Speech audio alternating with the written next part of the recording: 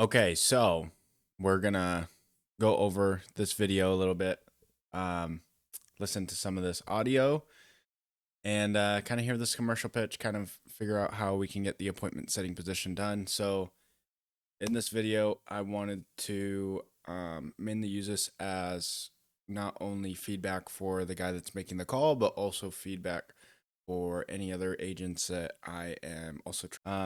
In this, oops. In this, we have this agent was going and given a call, and it was strictly for a commercial lead. He's never done it before, but I told him get on the phone, talk to them. Main thing you need to figure out is motivation, price, and figuring out the income that he's making since it's commercial lead. Without the income, it's very hard to give a price unless it is vacant and or you have to go off some kind of comparable. So let's listen. Yes, Carl. Yeah, I was planning on putting it on the market, but I mean, I could do it earlier. Yeah, so the reason I'm calling, first of all, thank you for taking your time and answering the phone call. I know probably you're a busy Yeah, man. yeah, And yeah. Unfortunately, especially this time of year. now my question to you is, I saw that you actually won.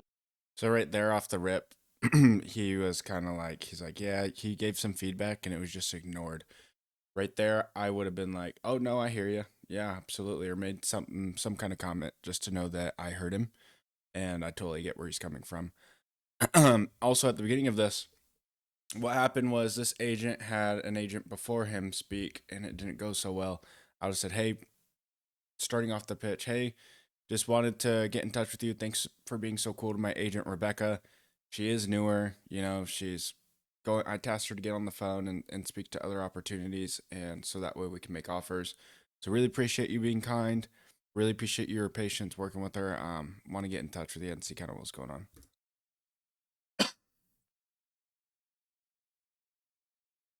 That kind of put this property in the market, or you actually looking for investors to get it directly with them? I don't care which way it goes. If there's an investor and they want to buy the property, it doesn't make a difference to me. All right. So what would I mean? For now, you still don't have any, haven't signed any contract with any realtor yet, right? No, I don't have any contracts with a realtor. I know better. And if I did, it'd be a multiple listing, and I would have the right to pull back out if I needed to. Gotcha. And I guess you have to pay all those commissions as well, right? Yeah, typically that's the way it goes.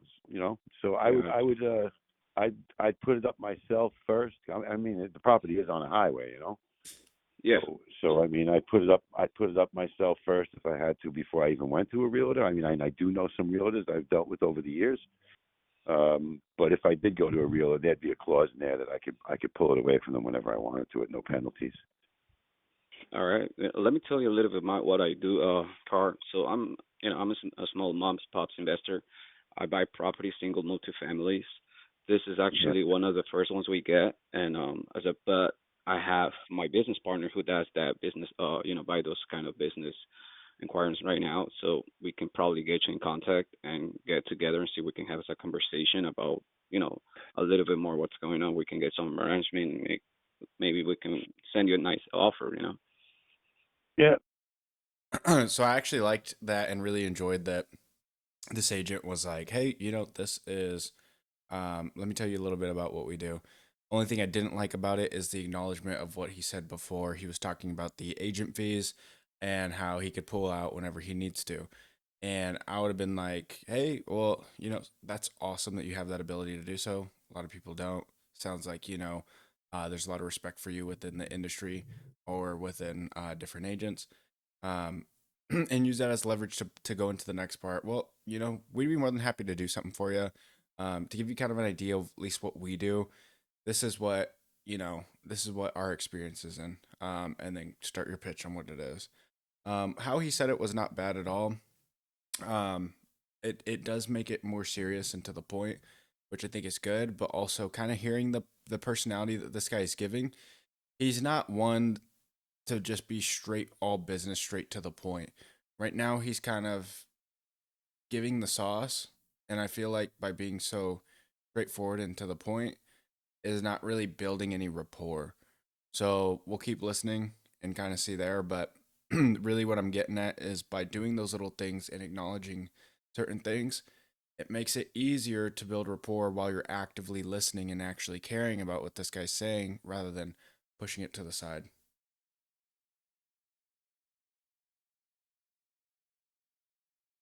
We'll see. That's fair. You know, yeah, yeah, not a problem. That's fair enough. No, just wanted to confirm with you something. So, what do you have here is like the one land and three business, or is it two business and one residential No, so the entire piece of property is zone C3, on which is C3? commercial three, right? It's all Got it. zone C3. Got it. It needs to be a resident, meaning a residential building that has one, I think 3 bedrooms, um, a sizable backyard, living room. But somebody's probably going to want to come and knock everything down, because it's a prime location on the highway, right? There's 325, I think it's 325 feet of road frontage. It's just at, but the majority of this front is there's a very large on the highway. So Got it. that structure, then next, a matter of feet away, say about 20 feet away, 30 from the house is, there's another look. It looks like a ranch house, but it was a flower shop. So it was a florist and a garden center was here before. And I ran that to begin with, and then sold the business. I never sold the property, and I rented out the space.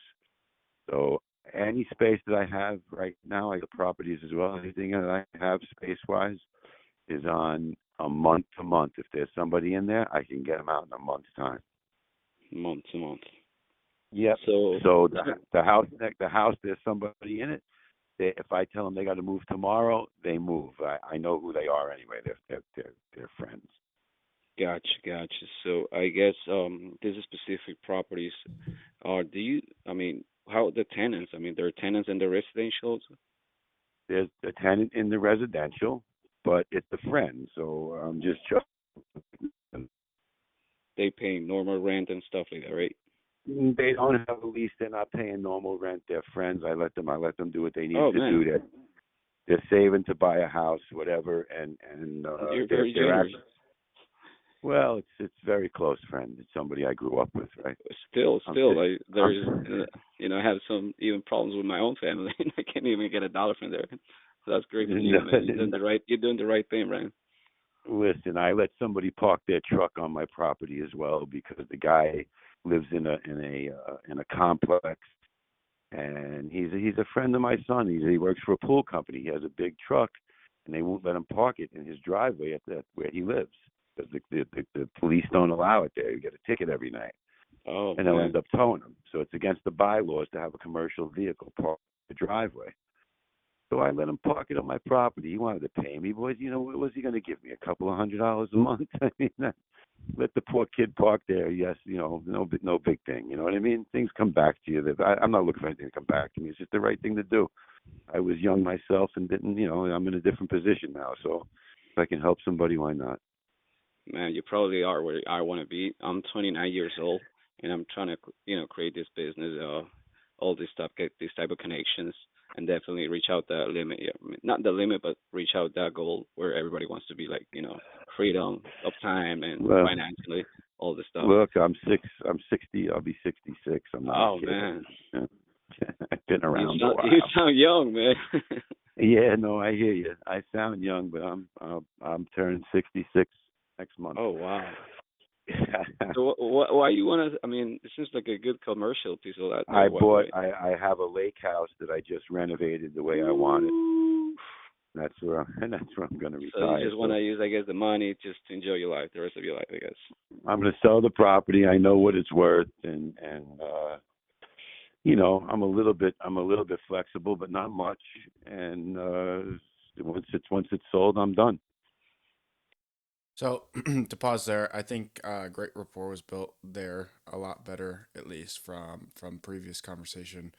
Um, he mentioned some key things that I think really sets you aside when you take a listen to him. He was saying that he has a tenant in there, and from the get go, he kind of said, "Hey, I have a tenant in there. Month to month. All my leases are month to month. That's key objective in anything residential and commercial. Month to month leases. How long is the lease terms? Because you're gonna have to inherit them if you're buying it, and so is the investor if you're wholesaling it. Month to month is huge. He said, I have somebody month to month in the residential property, and the rest is all commercial. I believe it ends up being vacant, but long story short, he said it was month to month, and you know that's key to know. But likewise, he said it's a family friend. You could use that to your benefit. And this the agent was saying, hey, um, yeah, I mean, you're doing the right thing, yada yada. Um, and he even brought up his own experiences. I think third party stories are great, but it can have a little bit more flow to it at all times, which is always good. But I mean, the rapport was established. You could hear that he was very happy that he brought that up. That you could have really, really dove in on that and really, really kept going because the guy was like, "Look, man, I'm like, I used to be a young kid one day, and now I'm 66, and I'm just trying to help the kid out." He even said that it was illegal to do. So I mean, like, the guy's giving golden nuggets all day, just telling you, hey, this is what's going on. So, huge, huge, huge factor there, as far as just the sauce that he's given. And so, likewise, this agent does a good job understanding that and also listening and, in a sense, kind of building that rapport. This guy sounds like he's not very motivated. He says, I know my price, I know the worth, I'm a little flexible. So that means he admits that even though he's asking for 800,000, there's some wiggle room. So we'll find that wiggle room. So little keywords like that is it goes a long way. Trying to figure out if it's even worth the time staying on there. There's another thing he said. He said it probably makes more sense to knock it down because of the frontage and it's more of a development play. So keep that in the back of your mind. Just because someone says it doesn't mean it's fucking true. But, and most of the time, it's not. Unless it's prime real estate, or else this guy would be getting calls all the time about this lot from developers saying that they want to knock it down. Probably not the case, but he says, I know what I have. Yeah, sure, buddy. We all do. Right? So keep listening.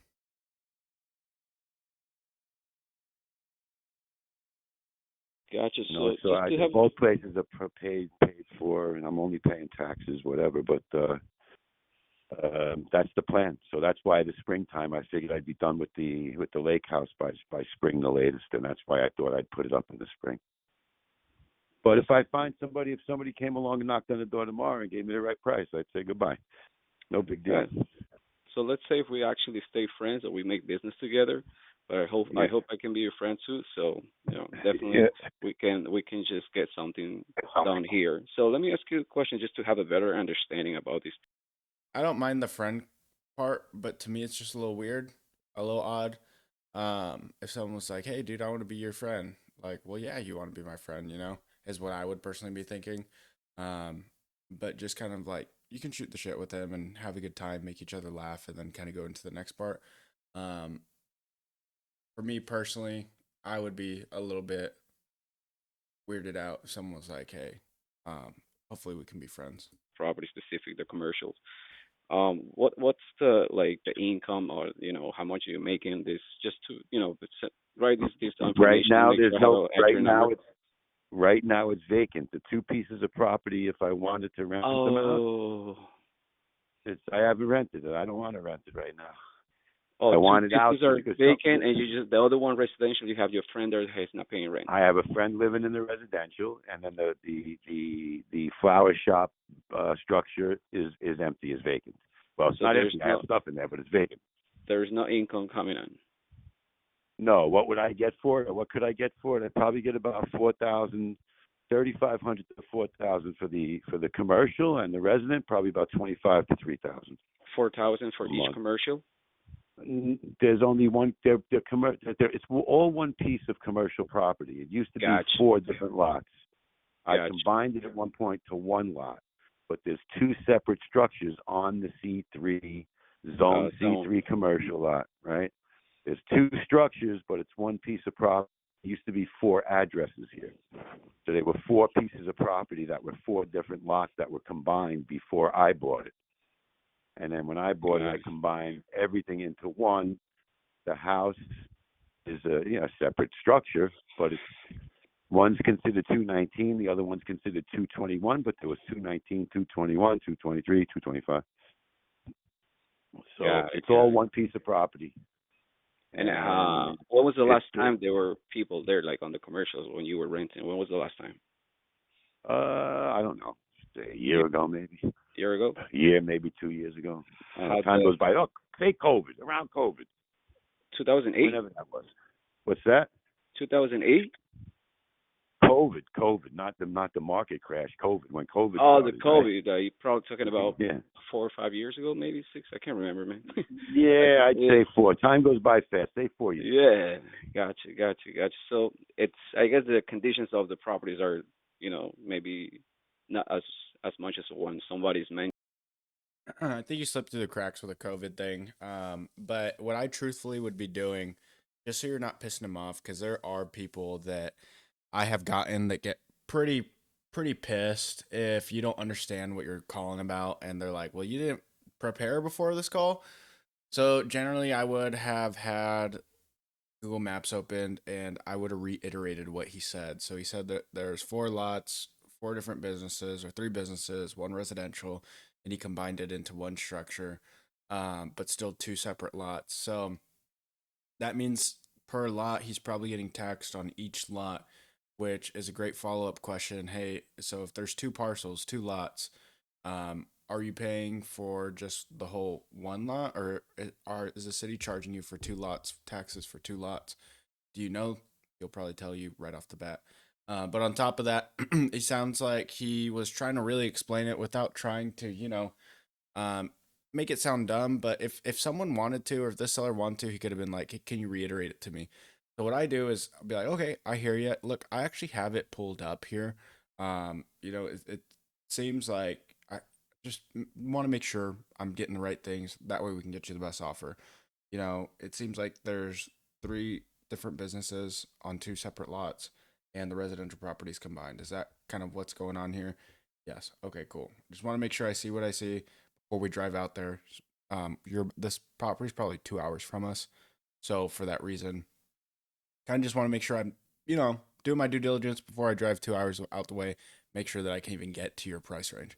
That's something I would have said, rather than kind of just like, "Oh yeah, yeah, yeah," because I would imagine that during that call you actually didn't understand, or the agent didn't understand what was going on.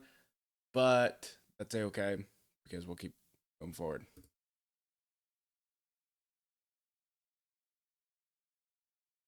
Maintaining the property as well, right? Well, yeah, it's being maintained. I mean, there's some stuff that needs to be done, like any place. Gotcha. So I guess you're selling it as They got to come. They got, if it's a commercial guy, he's got to come take a look. He can figure what from there. At the end of the day, listen, I go to Vegas every year for the international trade show for franchises. Oh yeah. And I did have an offer for a lifetime lease a couple of years ago, but I wasn't ready to sell. Oh So man. I do have some contacts out there. Gotcha. So that's the reason I called you, right? Because I have contact directly with these kind of investors, and definitely my partner does that most of the time. And my question, another question that I have, you say you had another, like, some kind of offer. What was the offer? I mean, what exactly are you looking here? It was called a lifetime lease. If you're a commercial guy, you understand what that is. Lifetime lease. It's called a lifetime lease. In other words, they would lease the building for a lifetime. I know. They will give you monthly service. They put up structure, and then if they decide they're going to go somewhere, the property back. Oh wow. Called a lifetime lease. You didn't take it at the moment because you didn't need it, or what happened? I just didn't know, and that was one reason. The other reason was, look, at one point I was offered 1.2 million, and then when the market in 2008 kind of crashed, it was worth about 600,000 or 700,000 at that point. So it's somewhere in between there at the moment. but there's a number that I wouldn't take a penny less on at this time. But at before, I didn't do the lifetime lease because of I wasn't ready to go anywhere. I was doing I was doing business. I was running the flower shop. I had somebody running the flower shop at the time, so everything was going in. I was doing over $1.5 million in business at the flower shop. So there was no, and I had kids in school, this kind of thing, right? University and all that. So there was no reason for me to go. I wasn't ready to go. Gotcha. Now I is the wasn't time ready again. to go. I go down there because I'm in the fire alarm industry as well, right? So I work for a manufacturer of life safety product, and I go down to Vegas because I chase after new accounts because my product, I want my product sold in all their locations and franchises, right? So that's why I attend that show. So while I'm down there, I'm making contacts, and there's a obviously a division that does two things. Got it. Got it. So now you're more likely ready to move forward with this.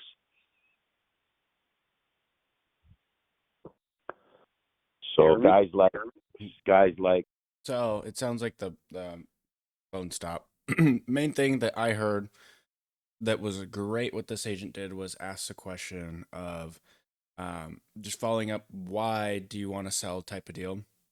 He said something amongst the lines of why do you want to sell, or what was that other offer, asking those questions to make sure and get the juice. So that was one thing I really, really appreciated about this caller, was that he asked the question of, "So you had other offers, why didn't you accept them?" And then he told about the lifetime lease. In this part right here, the one thing I would have fixed as well is he was explaining to you a lifetime lease.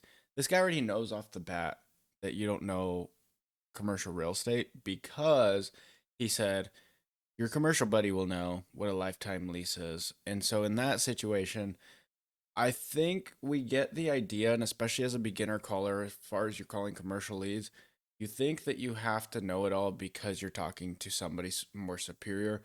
You don't. I think what you could really, really take away from this is you could have used that opportunity to be like, do you mind explaining to me what a lifetime lease is? Like, hey, I'm usually not the guy that handles those. You even told me you're 29. So you could say, I'm 29. I haven't really dealt with millions of real estate like you did. Explain to me what a lifetime lease is, if you don't mind me asking. Goes into it. Cool. All right. Well, sweet. Sounds awesome. I think you're right. I think my business partner has done them, or I think the guy in our commercial division has done them. It sounds very familiar, right? Or something amongst those lines. But that way, because the more you know, not only makes you more dangerous, but the more you know, and the more you talk to this guy, he's gonna be like, dude, okay, cool, I enjoy it, rather than throwing bullshit out and just seeing if it sticks. So this guy's really controlling the conversation. You're also controlling the conversation, but you want to make sure you're listening and asking the right questions and really, really, really, really responding to what he says, not just pushing it aside and trying to achieve an objective. The moment you do that, especially in the commercial side, people are gonna call bullshit. Five Guys, Chipotle, all the franchises, McDonald's, they're all there. And they got two divisions, right? They got divisions that sell in the franchise itself to buy into the franchise, and then they have a division that's looking for property. You know what I mean? So So so these particular commercial properties, are they ready to, let's say someone comes in and try to use it, or they have to kind of renovate the entire thing, or have no, somebody else? they knock everything. They want to buy the property. What they'll do is they find a location. They have their demographics, and the So demographics you want to they like want. you looking more like a developer. Is that what it is? It's not so much a developer. No, what these guys do is I have contact with them because I had to deal with them in other things on my fire alarm product. So at the end of the day, these guys, so let's take as an example Chipotle. Chipotle has a criteria of where they're going to open up. They do their demographics. There's got to be so much traffic. There's got to be next to something or whatever. They've got their demographics together. So they're selling franchises, but you got to put it up in a certain spot. And they buy the property to build or to put up a Chipotle. Chipotle does it. They all do it. They all do it. This is what they do, right? They do their demographics. They know the best place that they, what's around, who else is there, is there competition, is there not, is there something that's going to draw people to their location. So they pick spots and then they sell franchises. So there's a construction division, and what they do is they don't care what's on the property. They'll knock it down and put up what they want based upon it's in the right location that they're looking for based upon their demographics. Got it. So at this very moment, you probably just kind of, if I'm understanding the right way, correct me if I'm wrong, you probably selling more like the land than just the commercial, right? Is that what, It's how it, the land is that the commercially vision? zoned. Yeah, I'm saying. So you kind of, that's your vision right now, right? I have commercial property. They could put whatever they want here. There's a Gotcha. resident that's there. There's a florist shop that's there. They could knock them Got it. both down and put up whatever they want. The only thing you can't put in is a dry cleaner, a dry cleaner that's cleaning because they don't want the chemicals. So, but Oh, other than that, they can't stop me from putting anything. As an example, they knocked down 3 houses across the street and they put up a mobile station with a convenience store and a gas station. But there used to be 3 houses there. They're no longer there. They're knocked down. They're gone, and there's a mobile station that's there. So you could put anything you want here. It's on a highway, and it's zoned C3 commercial. got it. Yeah, I got it. Doesn't matter I what got it. structure's there. It could be a house. It could be whatever. You could knock it down and put up a Chipotle. You can knock it down and put up whatever the hell you want to put up. Got it, man. And So, there's just some limitations, and the limitations are they don't like chemicals, and I understand because of the environment. yeah, noted that, noted that. So, Yeah. are you looking for a specific number for this property, Har? I wouldn't If take a you penny actually, less. I wouldn't take a penny less than 800,000. So he went to the price, which is great. We'll step on that. But the main thing there is this guy knows he's basically full of shit. Reason being is he has to re-explain himself multiple times, and then when he said, it looks like you're valuing the land and commercial, and he's like, it's already commercial. It's a commercial parcel, right? So he already knows, and he's kind of like, hey, I'm trying to sell the commercial parcel, the whole thing, the lot, the stuff that's on it. Like, this is what I'm trying to sell. What he's doing is selling the agent the dream of you can also knock it down, build a Chipotle. He's not telling him to build Chipotle, but he's giving him examples of like what other people are doing. Because he's right. Like for us, when we're buying storage facilities, when we're buying certain things, like you can choose to either buy next to a church's chicken, and it's probably going to be a different demographic of people, or it's you could buy at a where there's Chick-fil-A, where there's Sprouts, where there's um, Amazon Go or Amazon Fresh, and you'll see the different demographic, and that's because the companies target different demographics. Where, for instance, in Vista, California, where I'm from, Vista has a bunch of Mexican restaurants, Mexican demographic, but you don't see in Vista like a I don't know, like a huge REIT of grocery stores. I'm trying to think of like Whole Foods. You don't see a Whole Foods down in Vista. And then likewise, but if you were to go to like La Jolla in San Diego, you could find fresh farm raised food, Whole Foods. You could find that in Del Mar and all these other surrounding areas.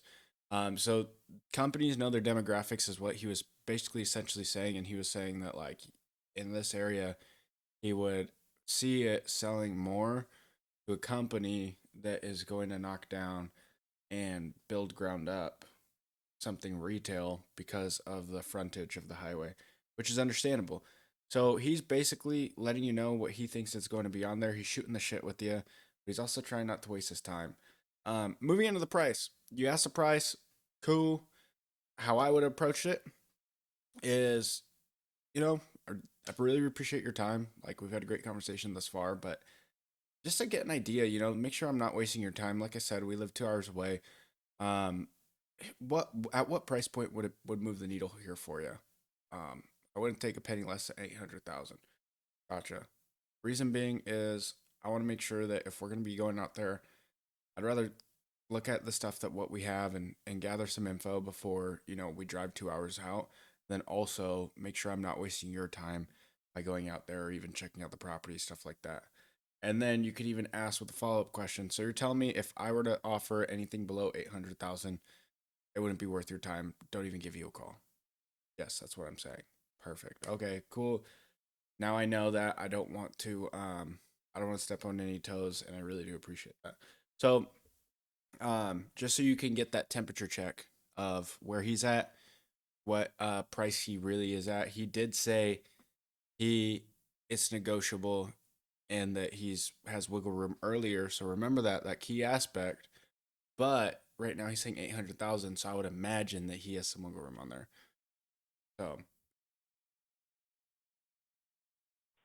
800,000. Yeah, I guess you try to save some 1031s there, right? that's nothing. That's 800,000 nothing. That's nothing Gotcha. for property. You can't buy a house today for 400,000. Got it. So this is what's gonna happen right now. Let me just run back. I'm gonna write these specific notes that they just shared with me. I appreciate it. I'm gonna set up an appointment with one of my business partner, Danny. He's Yeah. more in the grind with this. He's more in the field with the commercial expert. He's been doing this for many Anyway, you years. tell him to give a call. He can stop by and take a look at the property Wh- and go from When there. when is a good time to have a conversation with That's you? hard to say. I'm in sales as well, right? So at the end of the day, my schedule changes every day. It's a matter of what's going on, and so it's just a hit and miss. At the end of the day, Got he calls. I pick up the phone. If I can talk, I will. If I can't, then I let you know I can't. got it. Look, this is what I'm gonna do. I'm just gonna write this notes right now. I'm gonna put probably, if it's possible, we can call you afternoon, maybe three Whatever. o'clock. All you can do is give it a shot. I don't know if I'll be in with the client or not, or if I'm on a job site or not. All right. It just depends what transpires during the day. Not a problem. I mean, just for you to know, just in case, we probably gonna give you a call at 3 o'clock today. If we don't catch you, then we just send you a text message. Then we set up another appointment. Sounds better? We'll see what we can do. If I can pick up, I will. If I can't, you'll know. Not a problem, No Car. problem. It All was right. nice talking to you, All man, right. and Take I'll care. get back to you soon. All right. Have a good day. You too, brother. Take care. Bye. Thanks. Bye. So that guy was actually really cool, in my opinion. Oh, So that guy was actually really cool, in my opinion. I think he was being a straight shooter, and he was just kind of telling you, "Hey, this is where I'm at." And I think you did a very good job. This agent did a very good job for the first, appointment. As far as just getting through the conversation, obviously with commercial real estate, it's a lot. It's not tougher. It's really not a tougher conversation. It's just you got to know what you're looking for, and you just need to be straight up. Like pretend like you're having a conversation with your parents or with family. It shouldn't be any different, right? When you go to a family gathering and they're asking you, "Oh, what have you been up to?" and you just tell them, right? Um, the thing is, you have to be genuinely interested. You have to really, really actually care about the interests of what he's got going on, and then go from there. Use that as leverage. Don't be that guy that just kind of pushes things aside and doesn't listen. I think those are the biggest things. Did we get income? No, because he had no income. Perfect. That's what's happening. Did we get, let's see, commercial? We need income. We need profit and loss. We need rent roll. He hasn't had anyone in there for a long time. That's okay. And then as well as he only has a residential property. The guy's not paying him anything. He's letting him sit for free. So that's pretty much useless. Um, and then he has the commercial. He has the land. So from there, what you're gonna have to do is figure out the value of the commercial property. As is vacant, you're gonna have to look at other comparables. You're gonna have to look at, other things that have sold that are same vintage, similar style, retail. Maybe look at other flower shops, stuff like that, and try to get an idea of what is other stuff trading at. Meaning you're gonna have to do your due diligence. You're gonna have to talk to other brokers that handle commercial real estate. Ask them what they think this thing goes for. On average, if you were to put it on market or sell to an investor today, what do you think it would sell for? They'll probably tell you 600 grand. So then that means you have to go back. You have to go call this guy, offer him 550, 5 hundo, and let him know where he's at, or just let this lead die. But he's not highly motivated. He wants what he wants, and that's kind of what it is. You may also be able to ask if developers are buying in this area and what lot are they buying at. So, or what type of zoning are they buying. So if they're all buying in C3 zoning in 845 zip code, then go talk to a developer at the 845 zip code and see if it would be something they'd be interested in. And if so, then ask them and be like, hey, it seems like you buy and develop in the 845 zip code. I have a deal that seller's very, very tempted to sell. He is looking to sell, but issue is he's asking 800 grand. What do you usually buy at for a 2,000 square foot lot with residential on it? It's gonna need demo. It's gonna need everything, and just kind of see from there. They should know already off the bat what they need to do to be able to build upwards and or put a structure or whatever it is that they got to do.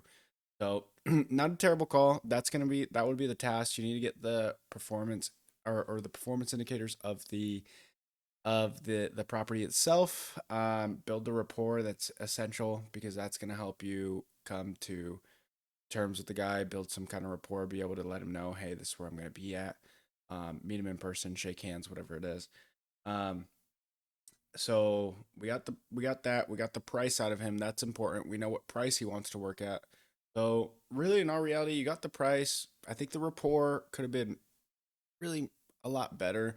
I think the intro could have been a lot better. There's could have been other ways to make it easier for yourself. Like I said, you could have saying that this guy was an agent, or you had your agent speak before. You could have said, "Hey, I really appreciate your patience. I'm more than happy to give you an offer.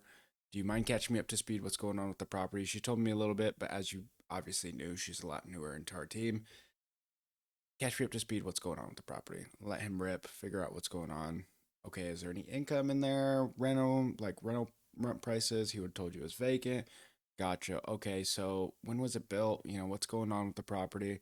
Um, if you were in our shoes, what would you do? I would demo it. Gotcha. So you'd demo it and you'd build up. Um, he said he had offers at 1.2 million in '08, and now he's asking 800.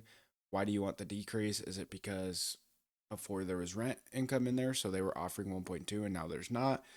What is it that made you change price so drastically, doing a $400,000 drop on something like this? Asking certain questions, being able to listen to him, and being able to actually get what you need. Because now, if I go speak to him and I don't have a price, then he's getting on these calls. And that's kind of what he was saying is like, dude, like, I'm in sales, I get it. And so you're making him jump through multiple hurdles, and that sucks. I don't want to be jumped through multiple hurdles. Give me an offer. The next call would be the offer, where you would have to do your due diligence, figure out how much everything's trading for, and then go offer and tell them, hey, this is what we're most likely going to get. So, not a terrible call. I do think for your first, or for this agent's first, like, at least you got through it. But I do think there's things, little sales skills, little really just listening, which would really really increase the ability to not only build rapport, but also be able to level with him and be able to get more info on the property and understand. But nonetheless, good stuff. If you ever need anything, let me know. Um, this is going to be used for some of the agents. I'm probably going to post this on YouTube eventually, so I'm going to have to blur and block out whatever I got to do. But this is just the get go of commercial investing, cold calling. So appreciate it. Like, comment, subscribe if you are seeing this. Hope you're having a great weekend thus far. Let's crush it. Keep going.